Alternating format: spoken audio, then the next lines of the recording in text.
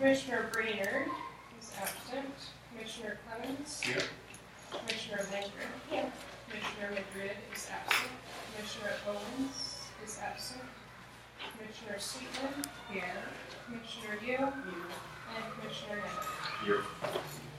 You're not going out, but if you want to do the, Well, I went out since I brought the list. I went up and over the list. Okay, we have a flag. So Kathy, would you lead us in the flag?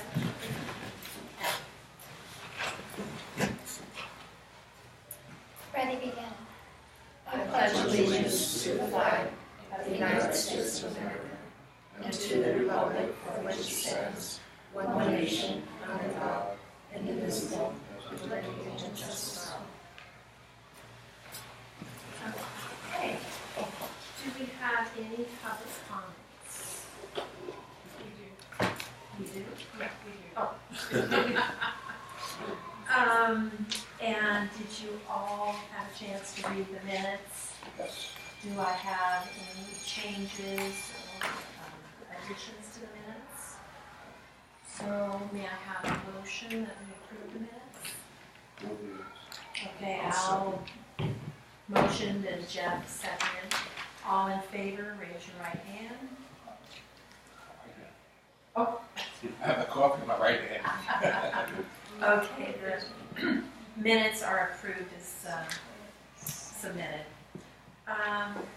Okay, well, we're delighted that Jason Saragosa has joined us, and he is the Deputy City Attorney. He's going to tell us about the Brown Act once again. And if we don't know, I think this is like my fourth presentation, and I still worry. You know? I'm a rule follower, but these are kind of vague. Yes, and they're open to some interpretation.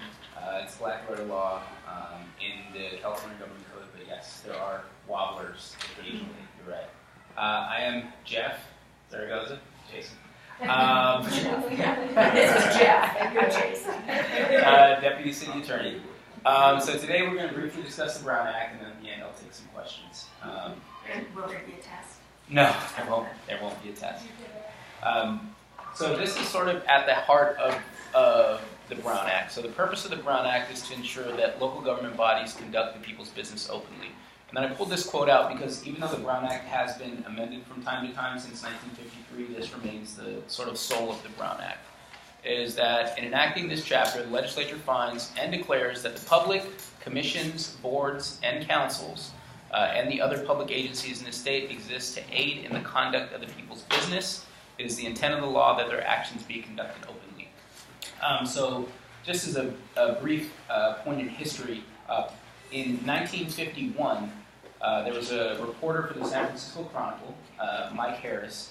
He spent 6 weeks looking into how local agencies conduct their business. And even though there were laws on the books, state laws that said that you had to conduct your business openly, he sort of did this 10-part series called Your Secret Government, and did some investigative journalism and basically determined that there were all sorts of issues with cities not, doing background deals and not conducting their business in open session. And so Ralph M. Brown sort of carried water in the state assembly and put forward what we have, some version of what we have now in the Brown Act. So the application of the Brown Act, some people get confused with this and think that it applies to every meeting that any board has, and this only applies to meetings of local legislative bodies, meaning that these are bodies that are appointed by the legislative body, in our case, the City Council, which would include you all. Sorry, I wish I had a clicker. So legislative body.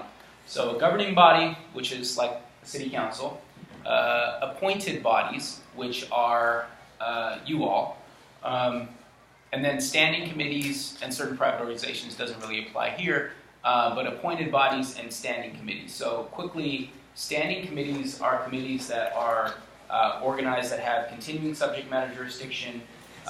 They have meetings that are fixed by resolution or some sort of formal action, and they include less than a quorum of the body. So there are, let's just say that the total commission was made up of 5 commissioners, and you set up a standing committee so that you two would focus on a singular issue, and the commission took action to create that subcommittee, you would be subject to the Brown Act.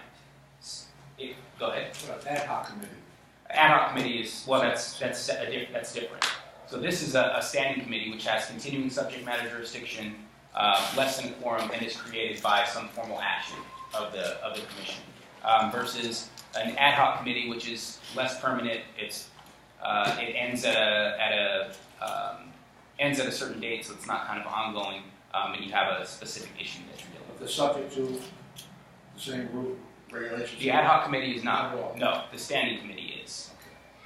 Which again, it's a point of confusion sometimes where you have a legislative body that, let's say, and I don't know about this commission, but for the Parks and Rec Commission, for example, they have task forces that are set up that deal with issues specific to parks, but it's only one member of the commission that's part of that task force, so that would be sort of more ad hoc, as opposed to a standing committee, which you all vote on to create, to say, hey, this is your singular focus as a standing committee.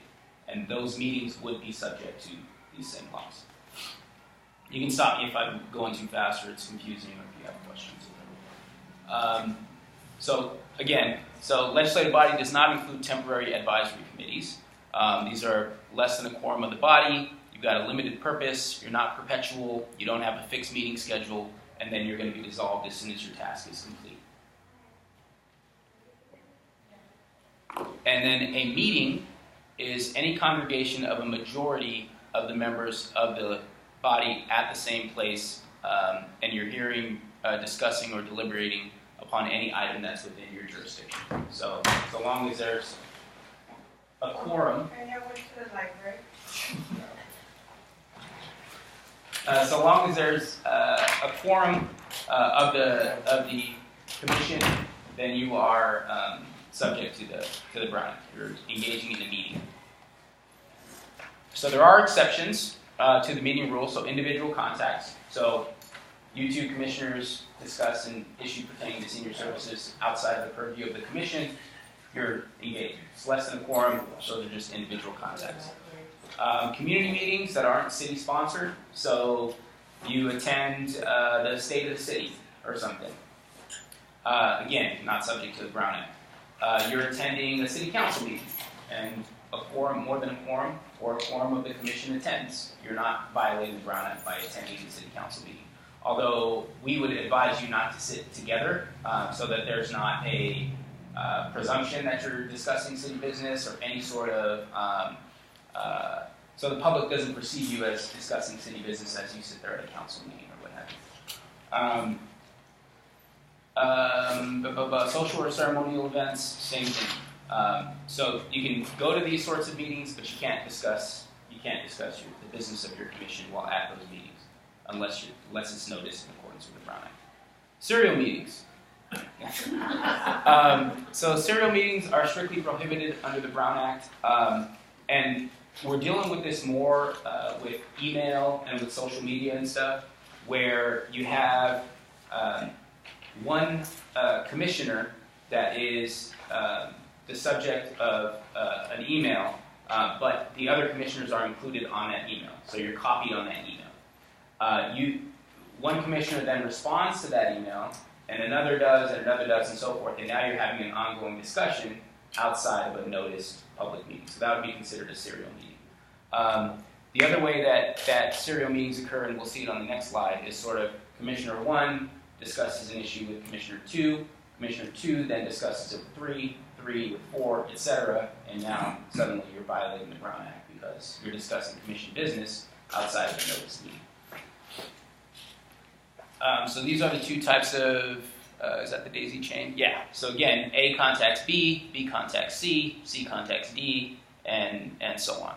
And then you've got a hub and spoke where you've got A contacts B, and then A contacts C, A contacts D until A gets a consensus. Again, you're discussing commission business outside of a notice meeting in violation of the Brown Act.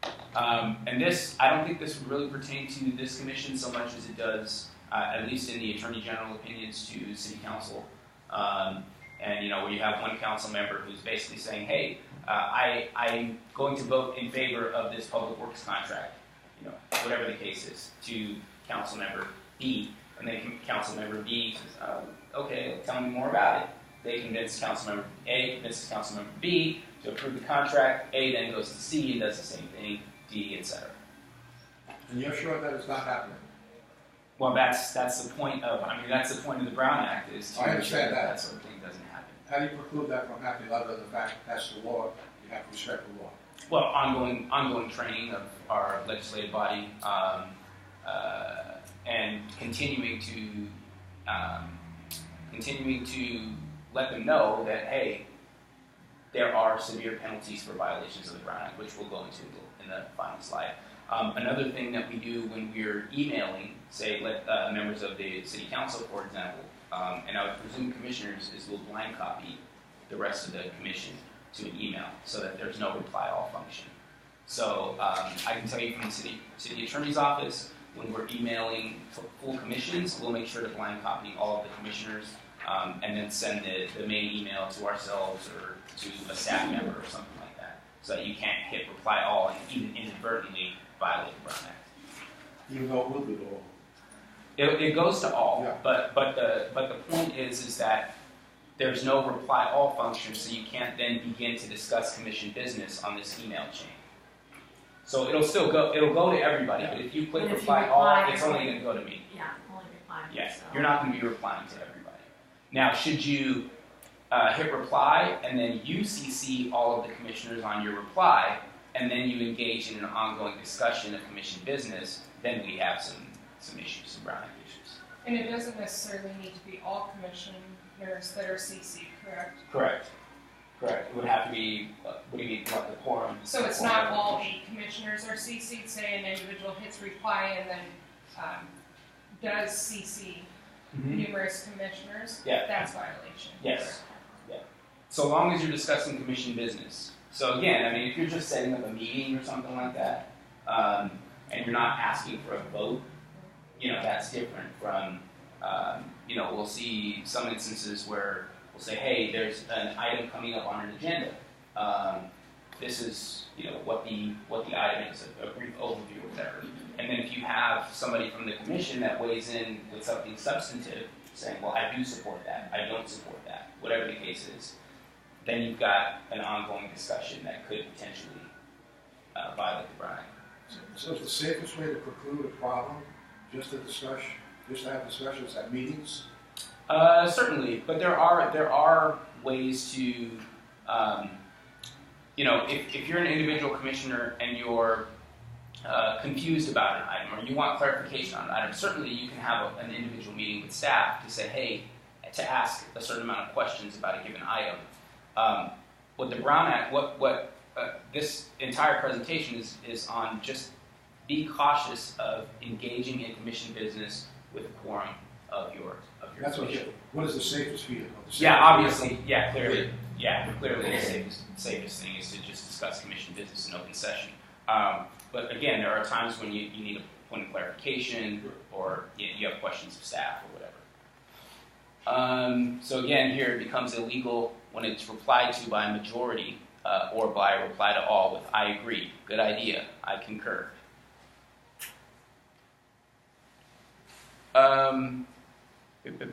These are special meeting rules. Have you guys had special meetings with this commission? Not recently, but we have in the past. Okay. We did Okay. when we did the grant thing. Oh, sure. Yes. Okay. Yes, we did have a grant reception. Okay. So special meeting requirements we'll go into on the next slide, but these are kind of the basic ones. They've got to be within the territorial boundaries of the local jurisdiction, and you can do meetings via teleconference, even though there are some special rules that apply. For regular meetings, the agenda must be posted 72 hours prior to a meeting. For a special meeting, the agenda posting requirement is 24 hours. And then there are cases where emergency meetings are permitted, but I don't think that necessarily would apply to this commission. And the special meetings could be as opposed to be by email? The agenda for the special meeting. Posted, you It's mean? got to be posted 24 hours in advance. Yeah. So it could be posted on email? No. How are you going to get to the person 24 hours in advance? Well, it must be posted in the key. For us, it's the kiosk and on the website, 24 hours in advance. When we say posted, we mean publicly noticed for the public to be able to say, okay, the Senior Services Commission is meeting at this location. If it's posted 24 hours in advance here, how do we get that? Oh, you mean to notice the commissioners? Okay, so this is public notice. Oh, I'm sorry. Okay. Yeah, this is public notice. This is to ensure that the public, again, we want to ensure that the public is aware and that if they want to weigh in and be a public comment or on a specific item, they have the opportunity to do so. In terms of notifying the commissioners of a special meeting, that's typically just between the liaison and the commission. But in terms of notice requirements, this is for noticing the public. These are the agenda requirements. So you've got to have a brief description of each item to be discussed. This is just an example, and this is probably more detailed than there has to be in a recommendation, but this is for a city council, the housing commission agenda. So to award a contract for the replacement of flooring in 129 public housing units, and then there's your recommendation. So if you look on your so like here, the subject is simply presentation of the Brown Act by me, and then the recommendation is that you receive the file. That is certainly, that's okay. You don't want to put too much detail in there, and then you also don't want to just put, something like Brown Act presentation. Listen to presentation. It's like there's not much there. I don't. These are for emergency exemptions. These are typically when we have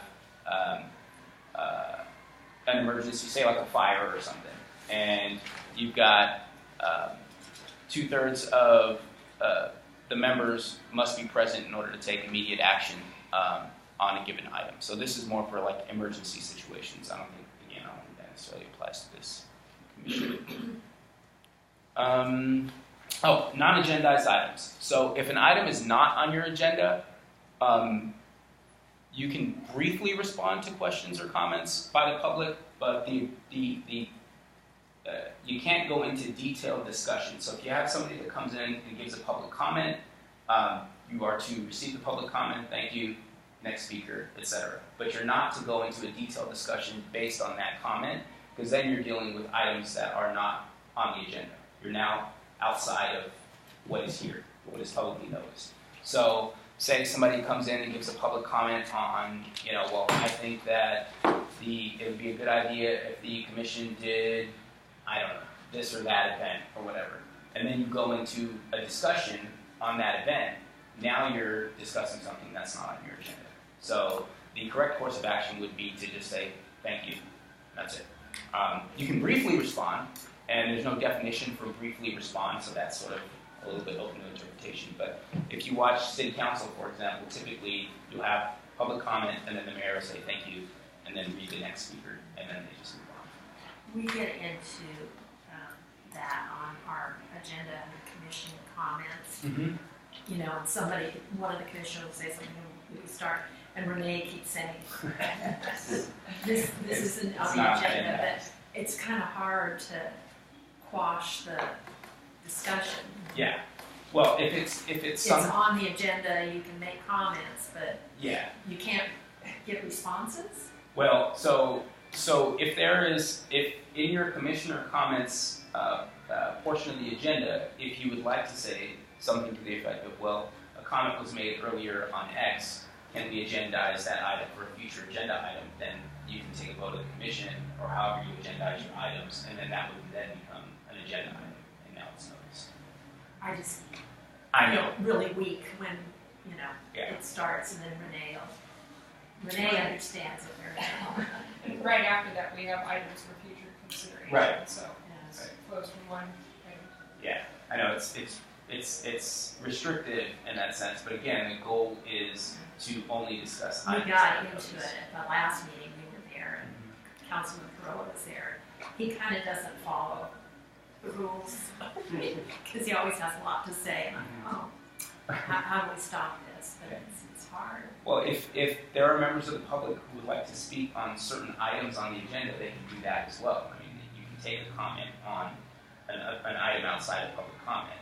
They would have to speak only to that agenda item. I think we were talking about the ethics training or something. I don't know what it was. Oh, right, Just- when we got into a discussion. Yeah. And, Sometimes that tends to happen, and typically at a council meeting that would be on the city attorney to weigh in, and then here would be kind of at the staff level to weigh in, because our office doesn't attend every single commission meeting to weigh in and do what you just said you do, which is to say, well, that's not an agendized item. If you'd like to agendize that on a future agenda item, this is the section of the agenda where you do that. So here, members or staff person may ask a question for clarification, make a brief announcement, or briefly report on his or her own activities. So, is there a section of your agenda where you use staff? You do. Okay. So yeah, that's certainly within the purview of the Brown Act. And then you all, as a commission, can provide a reference to staff or other factual information, request for staff to report back at a later meeting, or direct that a matter be placed on a future agenda, which is what you guys have built into your agenda. You guys have any questions on that? Public participation. So the public has a right to speak on any item on the agenda. But the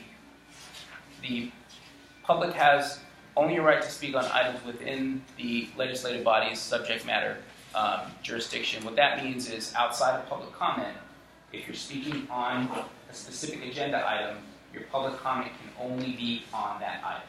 So let's say that on this presentation item, if somebody were to come up in public comment and start speaking about some sort of senior services special event, this is not the right time to do it. So we would either ask that they do that in public comment, or if that is another agenda item, then they'd be able to speak to it at that time. And the legislative body can impose reasonable limits on public testimony. So typically that's 3 minutes, but if you've seen at City Council, for example, if there are 30 speakers, sometimes the mayor will limit the public comment to 1 minute each. And that, again, is the Attorney General's office has weighed in to say that so long as the time limit is reasonable and you're allowing folks the opportunity to speak, that you're meeting this requirement. And then the public has a right to obtain documents when documents are distributed to members of the legislative body. So if I distribute a PowerPoint presentation to you all, and a member of the public were to come up and say, hey, I want that presentation, we would provide them the presentation. So any documents that are handed out to commission members or members of the legislative body, the public has a right to access those documents. Obviously, there are certain exceptions to that, closed session items, things like that, items that pertain to confidentiality, etc. But if it's something like a budget document, presentation, if the legislative body gets it, the public should also have access to it. All matters must be discussed in open session unless there is a specific statutory authority to discuss a subject in closed session. So these are the closed session items that are permissible under the Brown Act. Litigation. So if, and again, that this wouldn't necessarily pertain to this commission, but if we knew that there was pending, or if there's pending or ongoing litigation, we would discuss that. Our office would discuss that with the city manager's office and with the city council in closed session. And again, that's because you don't want the other side to get an advantage by you discussing these sorts of things, whether it's legal strategy and what have you, in open session. Real estate negotiations, there we're talking about price and terms. So if we have buildings that the city is selling, we can discuss those in closed session in regards to price and the terms of negotiation. Public employment would be discussed in closed session as well if you're doing either evaluations or if you have some sort of employment-related matter that could potentially lead to litigation and what have you. Labor negotiations, so city manager's office or the city's negotiating with the fire union or police union or whatever, that could be in closed session, and so could grand jury testimony or public security. It's unlikely that a commission like this would ever discuss any topic in closed session, but these are permissible. Civil remedies. The Brown Act provides two distinct civil remedies. So you've got an injunction. Basically to say that, hey, stop violating the Brown Act, or you can void a past action of a legislative body. So if let's say that,